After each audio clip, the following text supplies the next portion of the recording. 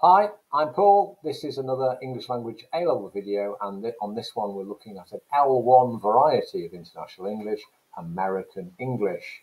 It might be a good idea for you at some point to be watching The Adventure of English, which is a great 8-part BBC series from some 15 years ago, in which Melvin Bragg talks about the history of English over the centuries. So it's well worth watching. It's called The Adventure of English. He talks in one episode about the development of American English on the east coast of the USA. He then goes on to American English going west, and then he looks at Black American English as well. So I'd highly recommend that.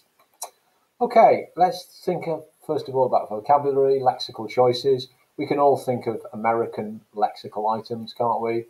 Think of words like this. So are you able to translate these into their British equivalent? Have a go. So we've got eggplant, aubergine, sidewalk, pavement, faucet, tap, apartment, flat. And if I now give you some British English lexical items, can you make them into the American equivalent? So we have holiday, vacation, trousers, pants, trainers, sneakers, estate agents, realtors, sweets, candy. Okay, so what I would do if I were you is I would look at the etymology of some of those pairs of American British words. Research where the words came from and when the American English lexical item actually emerged. And you may find that, contrary to popular misconceptions where people think American English must be a later form that's kind of added on, a lot of the American English forms are actually very old. As old, actually, as the British English form. I got a flat. Congratulations. Such are the problems of ambiguity between American and British speakers. Okay, let's think about spelling. We've mentioned this guy in a previous video. This is Noah Webster. So he's a famous lexicographer. So he's a dictionary writer.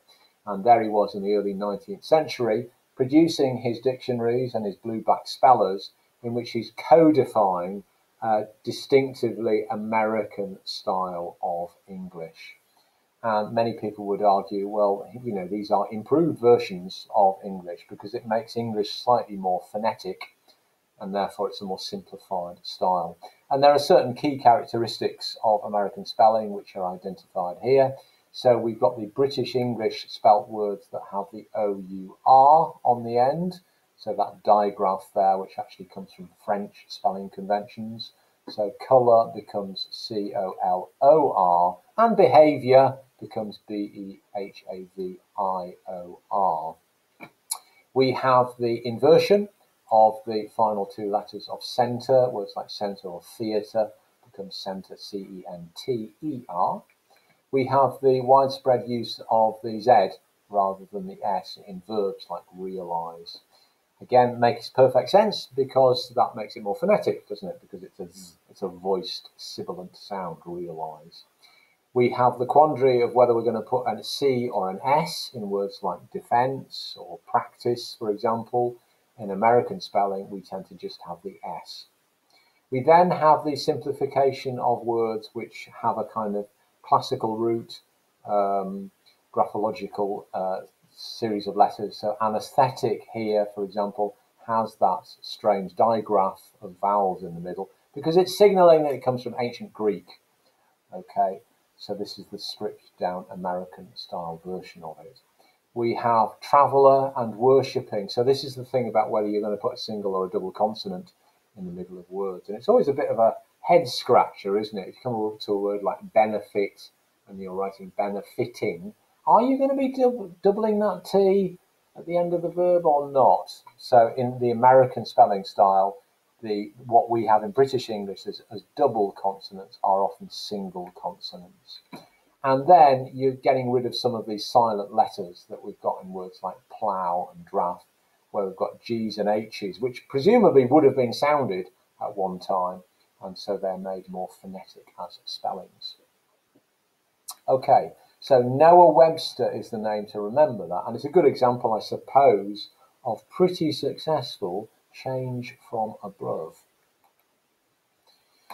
Okay, so let's have a think about American English grammar. Now, people often overestimate how American English is different to British English. There are some grammatical features of American English which are a bit different to British English, but it's by no means very significant.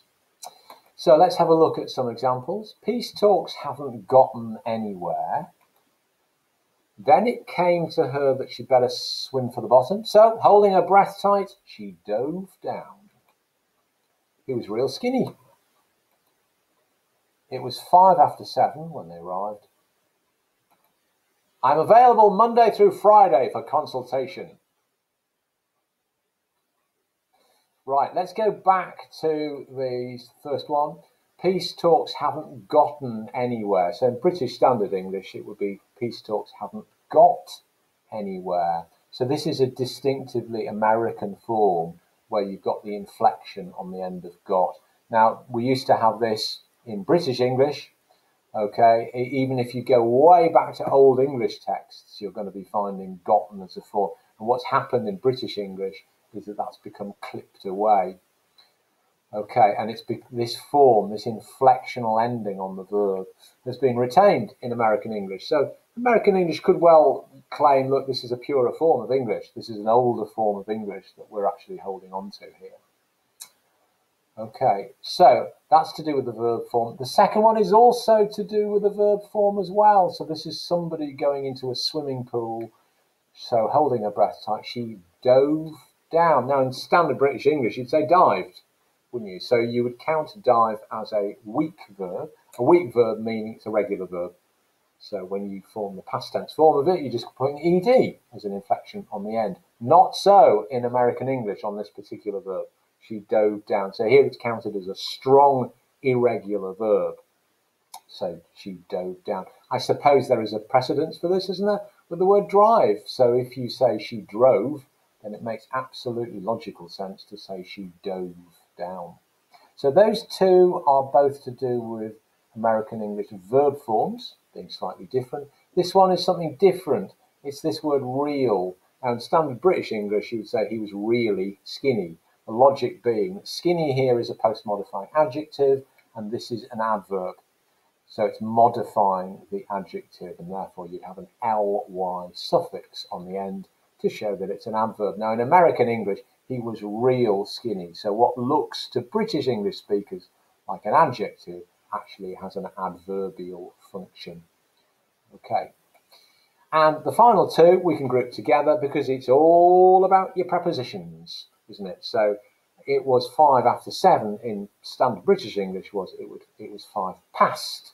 So it's different prepositional usage. And similarly here, when you've got these prepositions, I am available from Monday to Friday. That would be the British Standard English, whereas here it's got through.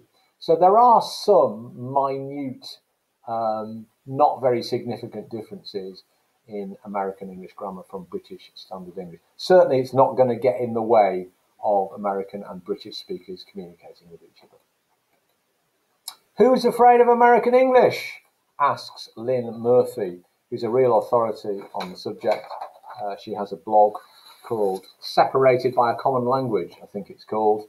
And it's an article which I put in our booklet on page 69 to 71. And I've just cherry-picked from it some key ideas. She makes the point that both countries have many ways of speaking English.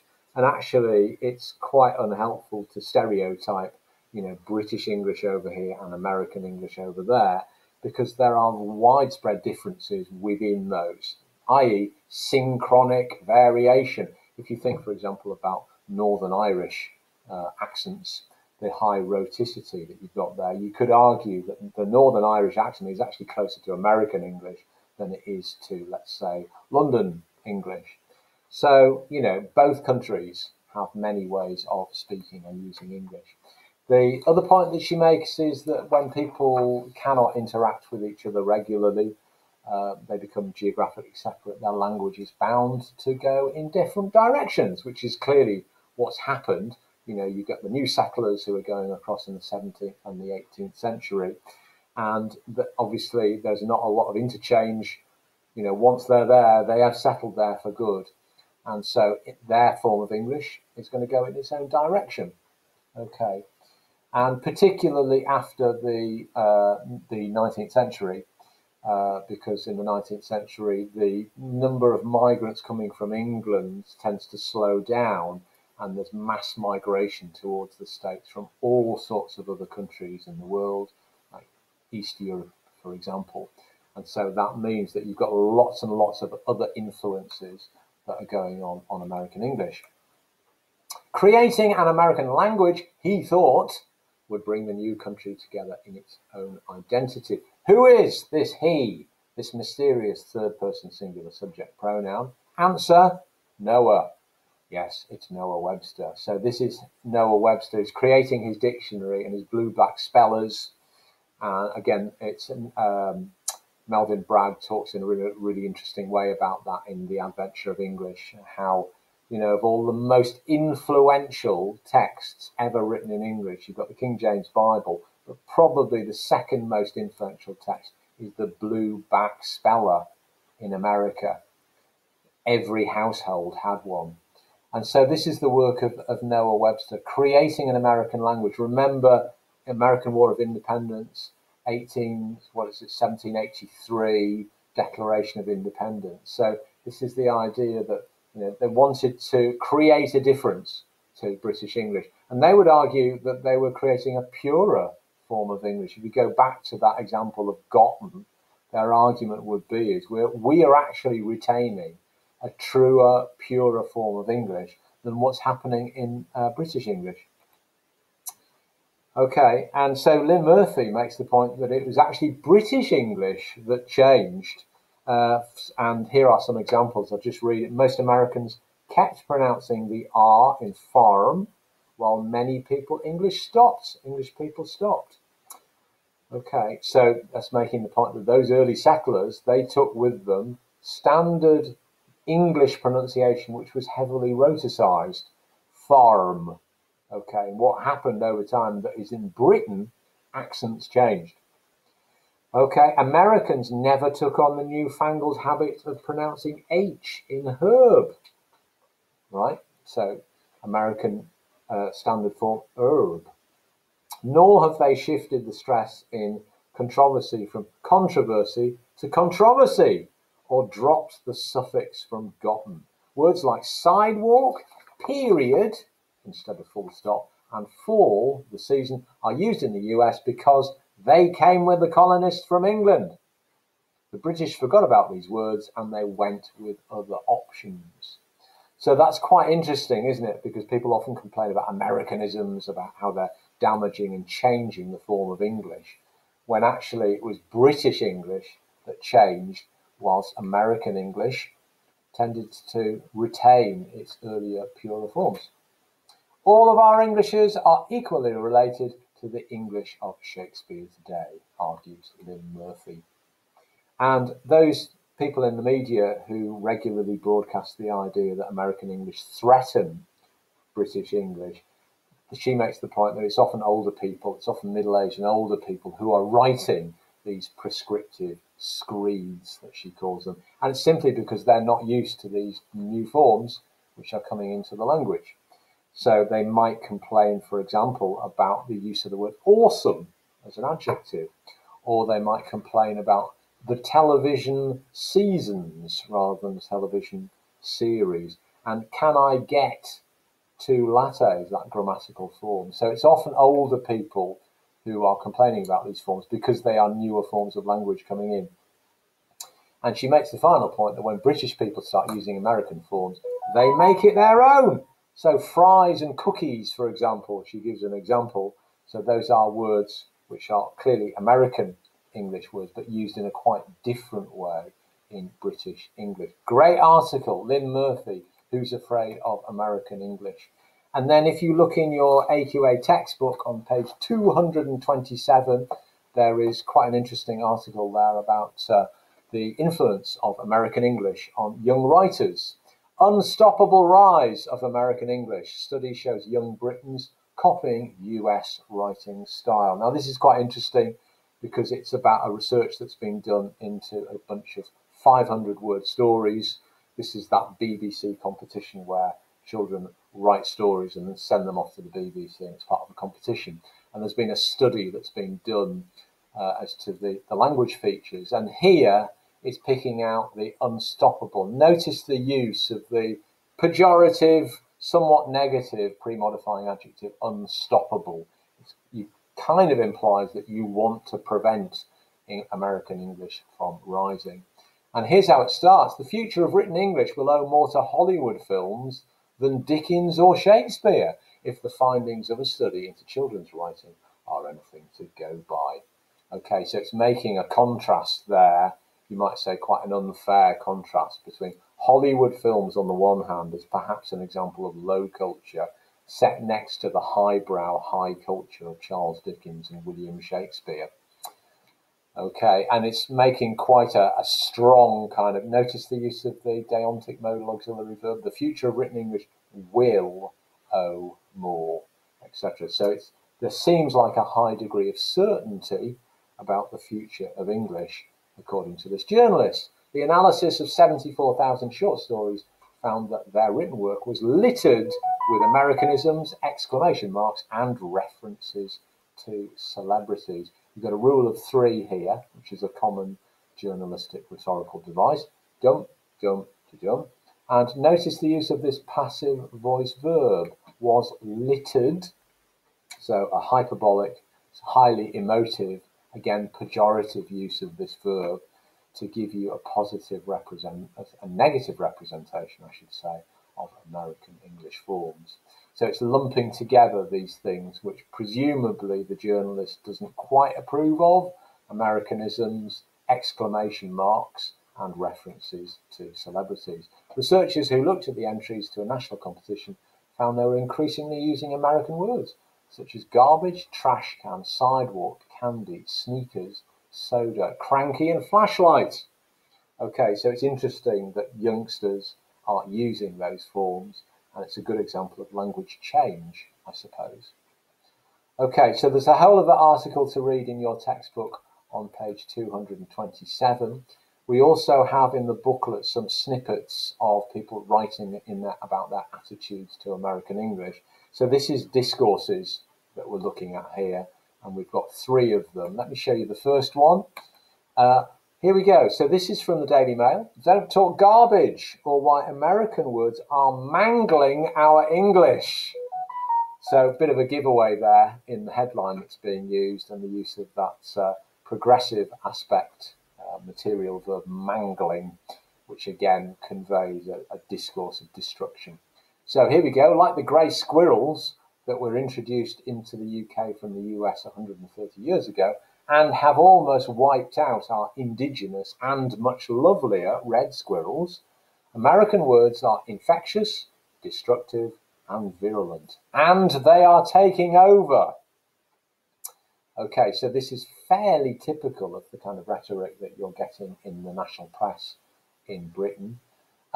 If you're going to deconstruct it, you might be writing something like this. So the text producer views American English as a destructive and dangerous force, which is a threat to the British English. These attitudes are evident through multiple discourses. For example, the initial simile is used as an analogy to highlight the risks posed to British English from American English as it compares American vocabulary to the grey American squirrels, which have nearly wiped out the indigenous red squirrel. So the past tense material verb phrase reflects discourses of decay and destruction in the text producer's representation of American English, which is further reinforced by the base adjective indigenous. The latter raises concerns of purity, as the red squirrels, British English in this analogy, are presented as native and therefore in need of protection from invading forces. Now, this is a great example of language discourse writing, where you're showing off to your examiner your use of AO1 terms, e.g. past tense material verb phrase. You keep on using the word discourse, here for example discourses of decay and destruction, and you're really showing about representations So in this case, it's representing this form of English in quite a negative way. A level of patriotism towards British English is also represented by the text producer, as American English is implicitly compared to British English in terms of attractiveness and goodness. The use of the comparative adjective lovelier, which is further described through the adverbial of degree much, suggesting that the text producer has used language from a discourse of morality to representing American English in comparison and positioning the audience to view American English as bad and also view British English as needing to be protected. This perceived threat is further reinforced through language from the discourse of control. So this is exactly what you should be doing in your Paper 2, Section B, Language Discourses, where you're deconstructing how journalists are using language in quite precise ways in order to make you, the audience, think and feel in a certain way. It's audience positioning that's going on. Okay, so you might want to have a go at doing the same here. So this is a piece of writing conducted by David Crystal. So much of the power which has fueled the growth of the English language during the 20th century has stemmed from America. The country contains nearly 4 times as many mother tongue speakers of English as any other nation. It's been more involved with international developments in 20th century technology than any other nation. It's in control of the new industrial, that is, electronic revolution, and it exercises a greater influence on the way English is developing worldwide than does any other regional variety. Often, of course, to the discomfiture of people in the UK, Australia, New Zealand, Canada, and South Africa, who regularly express worries in their national presses about the onslaught of Americanisms. So that makes a good antidote to the previous one, doesn't it? Where the previous one was, overtly prescriptive, and David Crystal here seems to be applying a more descriptive view towards American English. So you could deconstruct that in terms of the arguments, the representations about American English, and then you could compare it also with this one, which says, and the title of it says, "Say no to the get-go. Americanism swamping English. So wake up and smell the coffee." So nowadays, people have no idea where America ends and English begins. And that's a disaster for our national self-esteem. We are in danger of subordinating our language to someone else's, and with it, large aspects of British life. Okay, so deconstruct how Engel is using language there. The thing I would say about that is a point that I've made in a previous video, that when people complain about other people's language usage, they're actually not talking about language, they're talking about other things. They're often talking about identity or social issues or history. Okay, so it's a kind of proxy war that you're getting. It's not really about language, it's about other deeper aspects. Okay, so having looked at those, you should be in a position to be thinking about and perhaps writing an essay on this.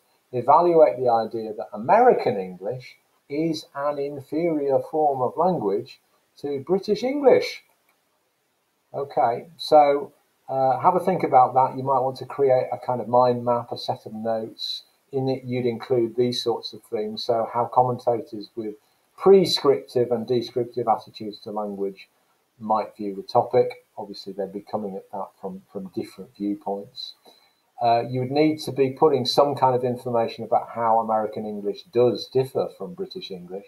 And so you'd want to be covering some of the different language levels that we've touched upon in this video. So lexis, grammar, orthography, phonology. And, those differences, do they actually suggest that one is superior to another? You'd might want to show maybe some historical knowledge about showing why American English is different to British English. So that's why it's a good example idea for you to be watching The Adventure of English, the Melvyn Bragg BBC programme that I mentioned at the beginning of this. And also, what about media representations of American English? How might they influence people's perceptions about this L1 type? Okay, so I will leave that safely in your hands, and in our next video we will be looking at an L2 variety of English. Thank you so much.